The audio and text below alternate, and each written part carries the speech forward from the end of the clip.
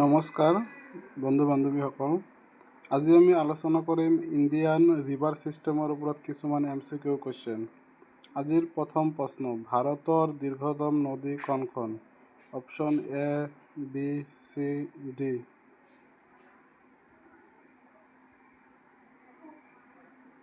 আমাৰ দ্বিতীয় প্ৰশ্ন, ব্ৰহ্মপুত্ৰ নদী কোন সাগৰত মিলিত হয়? অপশ্যন A, আৰব সাগৰ, অপশ্যন B, বংগোপসাগৰ, অপশ্যন C, ভাৰত মহাসাগৰ, অপশ্যন D, লোহিত সাগৰ।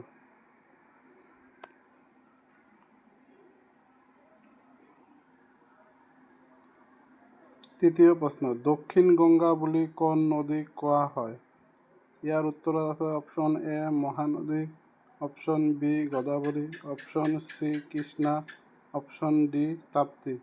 ইয়াৰ শুদ্ধ উত্তৰটো আপোনালোকে কমেণ্ট বক্সত জনাব।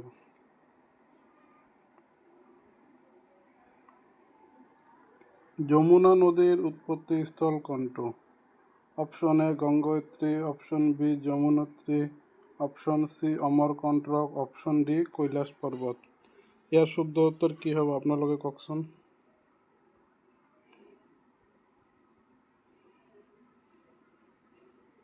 ভাৰতৰ কোন নদী পশ্চিমলৈ বৈ যায়? A, Ganga, B, Narmada, C, Mahanadi, D, Godavari. এই চাৰিটা অপশ্যনৰ ভিতৰত শুদ্ধ উত্তৰটো হ'ব অপশ্যন B, নৰ্মদা। মাজুলী কোন নদীত অৱস্থিত? এইটো একেবাৰে ইজি কুৱেশ্যন, চবে গম পায়। Option A, Ganga, option B, Brahmaputra, C, Yamuna, D, Mahanadi. একেবাৰে ইজি কুৱেশ্যন এইটো। শুদ্ধ উত্তৰ অপশ্যন B। গংগা আৰু যমুনাৰ সংগমস্থল কোন ঠাইত? বহুত ইম্পৰ্টেণ্ট হয় এইটো question. A, Delhi, B, Prayagraj, C, Haridwar, D, Varanasi.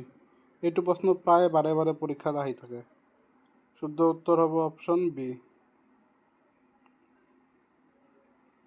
কোন নদীক বিহাৰৰ দুখ বুলি কোৱা হয়? এই প্ৰশ্নটোও বাৰে বাৰে আহি থাকে।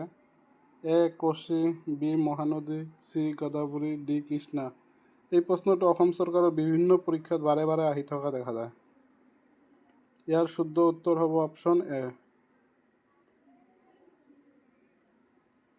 আমাৰ লাষ্ট কুৱেশ্যন, ভাৰতৰ কোন নদীৰ ওপৰত হীৰাকুণ্ড বান্ধ আছে? A, Ganga, B, Mahanadi, C, Narmada, D, Kaveri. নদীৰ ওপৰত থকা ইম্পৰ্টেণ্ট যিবিলাক বান্ধ আছে সেইবিলাকৰ ওপৰত বাৰে বাৰে কুৱেশ্যন আহি থাকে, ত' আপোনালোকে চাব। ইয়াৰ শুদ্ধ উত্তৰ হ'ব option B। Thank you for watching my video.